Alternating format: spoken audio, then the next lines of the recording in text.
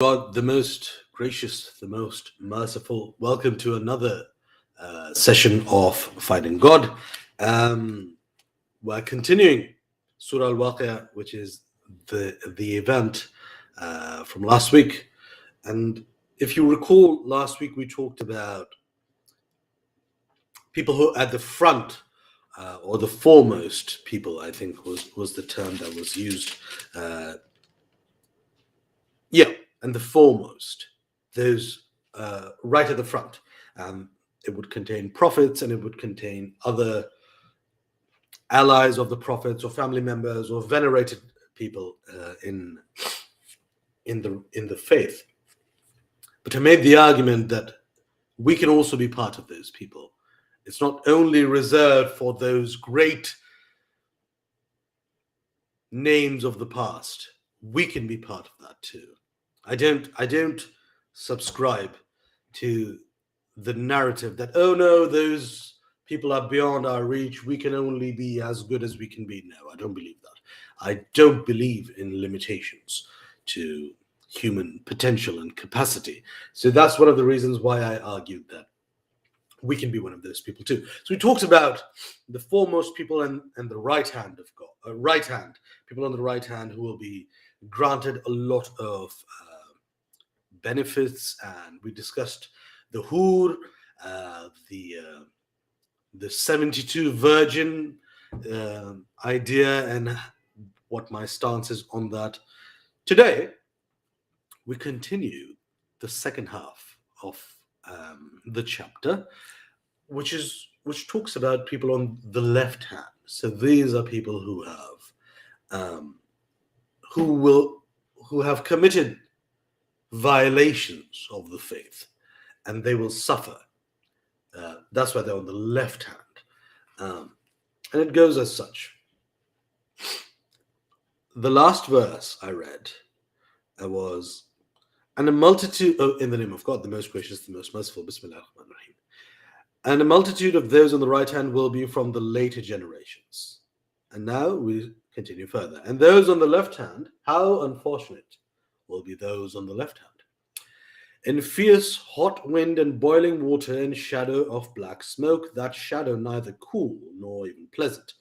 Verily, before that they indulged in luxury and were persisting in great sin, and that great sin refers to joining partners in worship with God, committing murders, other crimes.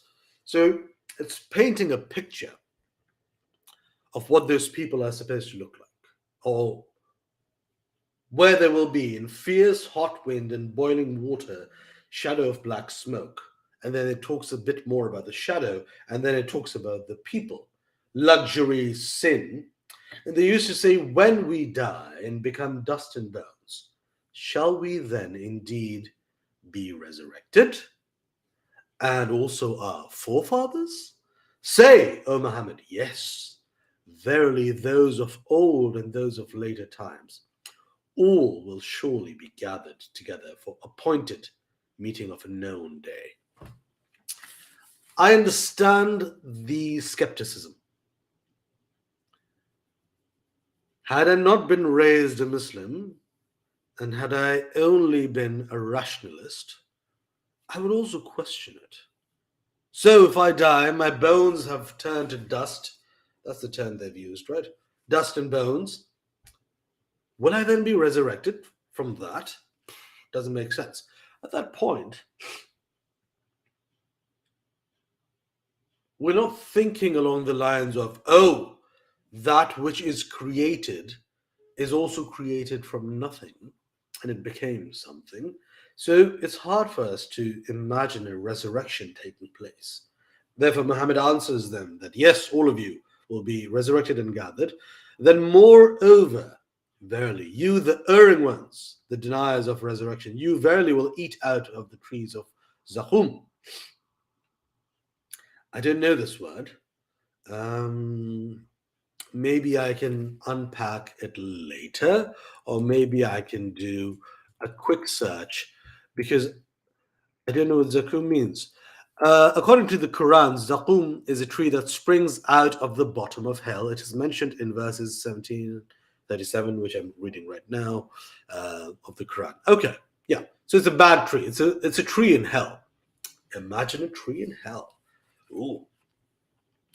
Then you will fill your bellies therewith and drink boiling water on top of it, and you will drink that like thirsty camels. When the Lord is saying this to you, it's possible. It's more on the side of it occurring than it not occurring, because this Lord created you, created the whole universe that you know, the world that you know, the space and time that you know, created your past, present, and future, created what will happen to you after. We're functioning on that belief.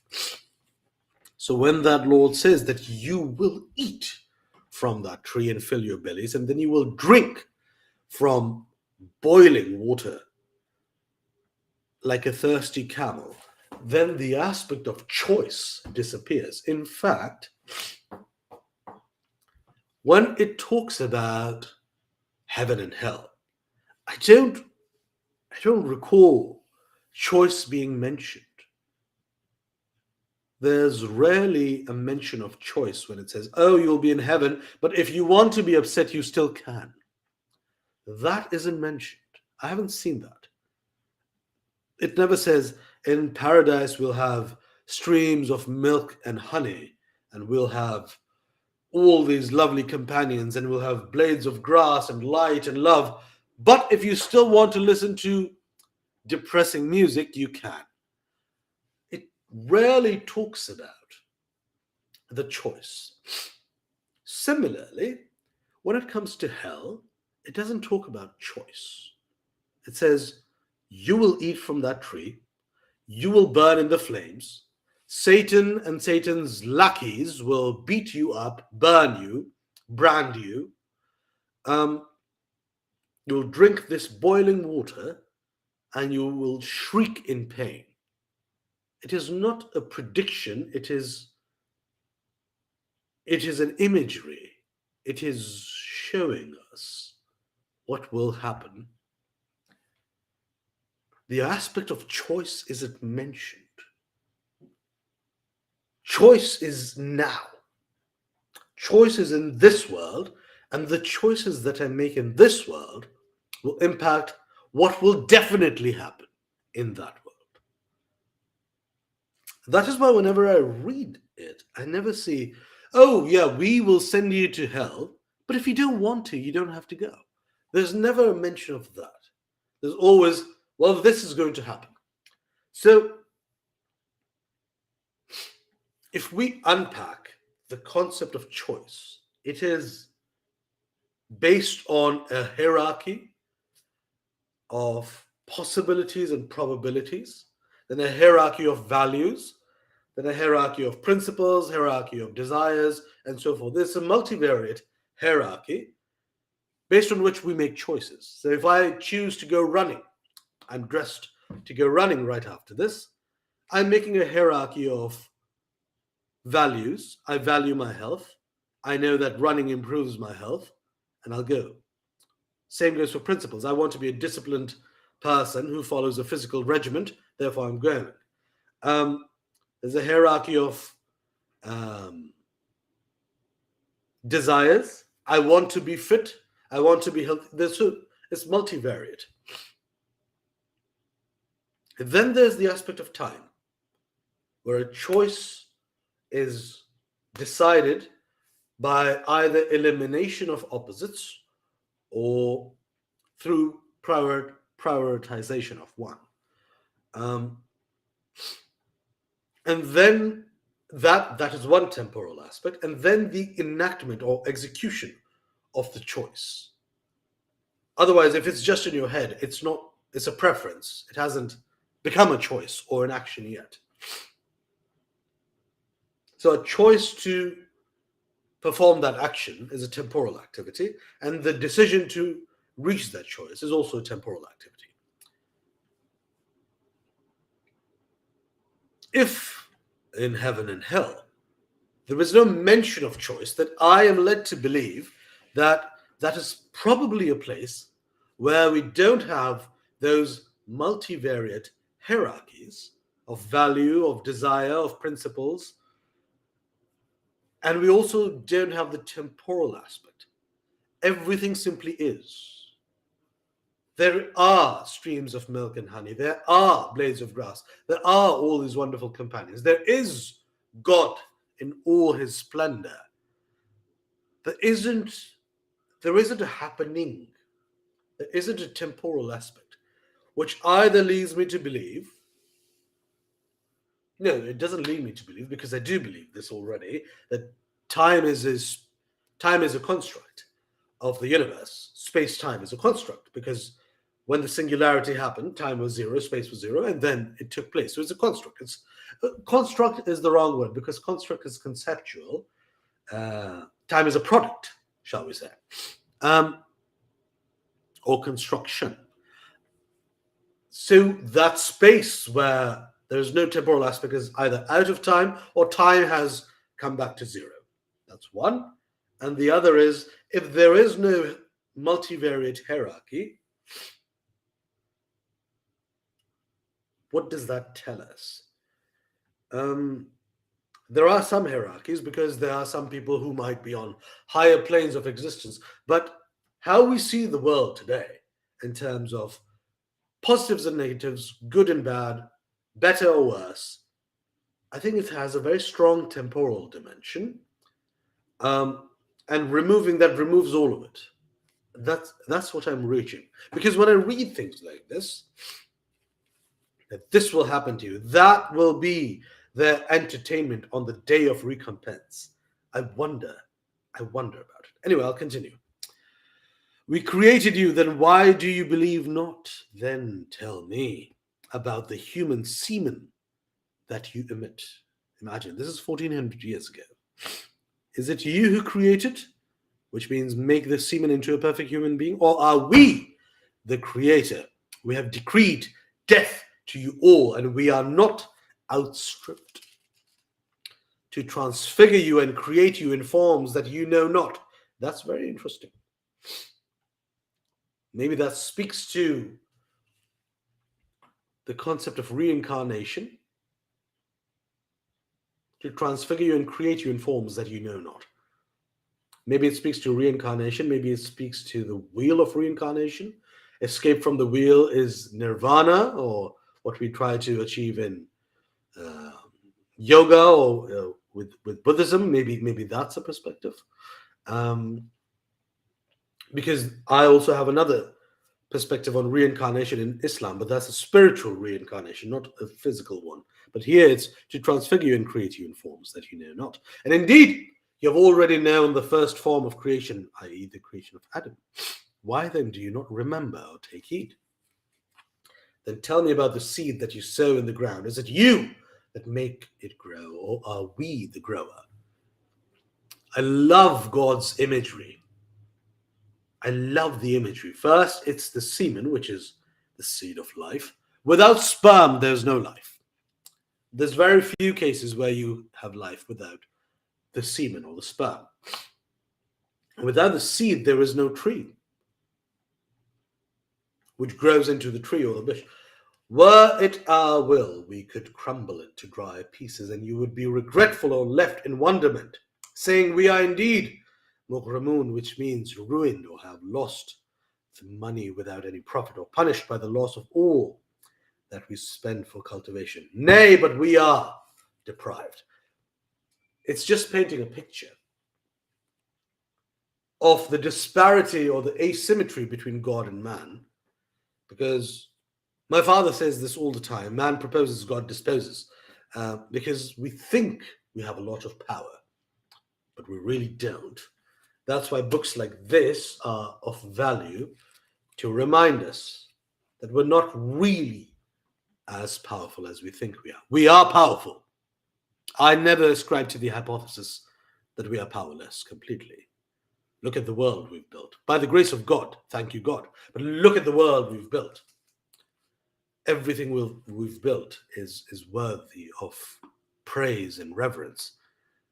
But we're still not so powerful to outrun death to delay death, to delay our human restrictions. We're not there yet.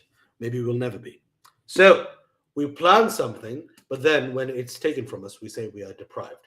Then tell me about the water that you drink. Is it you who cause it from the rain clouds to come down, or are we the causer of it to come down? See, God is so direct. It's so direct. I love how, because I'm also a very direct person. I love how God speaks. It's very challenging and it's very befitting to His Majesty when He says, "Did you produce the semen or did we grow it into a human being? Did you sow the seed or did we make it a tree? Did you make the water fall or did we make it rain?" It's clear. He is establishing the disparity, establishing the asymmetry. If we willed, we verily could make it salt and undrinkable. Why then do you not give thanks to Allah or to God? Then tell me about the fire which you kindle. Is it you who made the tree thereof to grow, or are we the grower? Fire into a tree? Oh, interesting. So the remnants of fire, maybe, or fire which you kindle? A tree of fire, is it saying? Interesting. We have made it a reminder of the hellfire and the hereafter, and an article of use for the travelers and all the others in this world. Article of use, which is the fire. Then glorify with praises the name of your Lord, the Most Great. So I swear by the setting of the stars. The footnote says, in Arabic, the word mawaqi an-nujum has many interpretations. It may mean the setting of the rising or the mansions of the stars, or the Quran and its gradual revelation. And then it's detailed more in tafsir. I swear by the setting of the stars, and verily that is indeed a great oath, if you but know that this is indeed an honorable recitation, the noble Quran. I love how God repeatedly tells us that this is the book. Love it, respect it, venerate it, revere it. This is the book. I love how it keeps coming back. And he's swearing by the setting of the stars. In a book well guarded, with God in the heaven, which means Allah al-Mahfuz. This is a very commonly understood concept in Islam, which that book with God, none can touch but the purified, which means the angels. Somebody from Twitch is writing to me, thank you. I'm mid conversation, so I'll respond to you in just a minute, but thank you for writing. But none but the purified can touch this. A revelation, this Quran, from the Lord of the Alameen. Alameen means mankind, jinn, and all that exists. We've discussed this term before. Is it such a talk, this Quran, that you disbelievers deny? So it's already challenging and questioning the disbelievers. And instead of thanking God for the provision He gives you, you deny Him by disbelief. That's true. Then why do you not intervene when the soul of a dying person reaches the throat? So this is how we believe it. We believe that the soul is taken out of each bone, each joint, and then it's pulled out of the throat, which means it either contained in the solar plexus, it's either contained inside the body, it's either contained outside of the body, but when it's pulled, it's out of the throat. But maybe it's a metaphor, because the throat is a central part of the not centrally located, but everything passes through here. You chop this, the person's gone. Very few people can survive without a chop through, and by very few I mean none. So maybe it means that when the soul is taken away, it's also being removed. Life is being removed from here. Your voice is being taken. Your blood flow is being taken. Your nervous system is being compromised. Maybe it means that. And God is saying, why do you not intervene at that moment? So I imagine this all the time because I love my parents more than life itself. One day I will lose them. And I know for a fact that this is going to happen and I can't stop it. And I imagine and I pray that I'm there for them physically, in presence at the time, and looking after them and caring for them. If I could, I would stop it. However, I would also stop it for my own selfish reasons. I want my mother and father to live healthy and well so I can spend time with them. But that's beside the point. That's every human being. Very few of us can say, okay, I'll let them go, regardless of how much it hurts me. That's something we have to develop and cultivate, fair enough. But if we wanted to stop it, could we? Could we say, this person is about to die in 2 minutes. Let's place them in cryogenics, a cryogenic chamber, which is when you freeze the body. That way they won't die. They won't live, but they won't die. Can we do that? I don't think so. I think in science fiction, cryogenic chambers are used to preserve a living being so they don't age as much, because when things are frozen, processes slow down. But to prevent one from dying, no, we can't. The question is clear. Why don't you intervene? Because we can't. God, we can't. And you at the moment are looking on, but we, which means our angels who take the soul, are nearer to him than you, but you see not. Then why do you not, if you are exempt from the reckoning and recompense, punishment, bring back the soul to its body if you are truthful? This is God throwing challenge after challenge. This section is so powerful. It's almost like a lawyer interrogating a witness or a criminal. The semen becomes a human. The seed grows into a tree. Rain falls into water. Fire is something you kindle. The tree that you use, the cloth you wear. All of that comes from us. Who are you? Who are you to do anything here? Can you stop the life leaving from the throat? Why don't you intervene?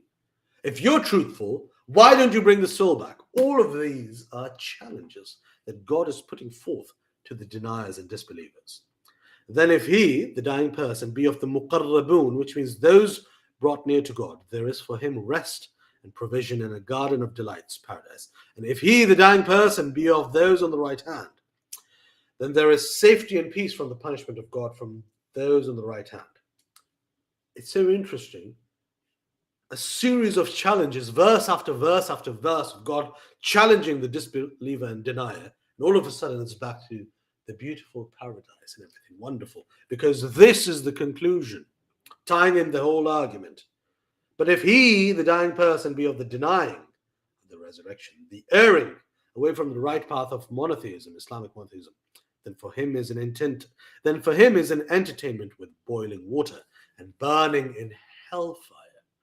Verily, this is an absolute truth with certainty. So glorify with the praises the name of your Lord, the Most Great. This is the end of the chapter, but I must tell you, the language here is slightly different. Many times the language is God saying, and which of your Lord's creations would you deny, or favors would you deny?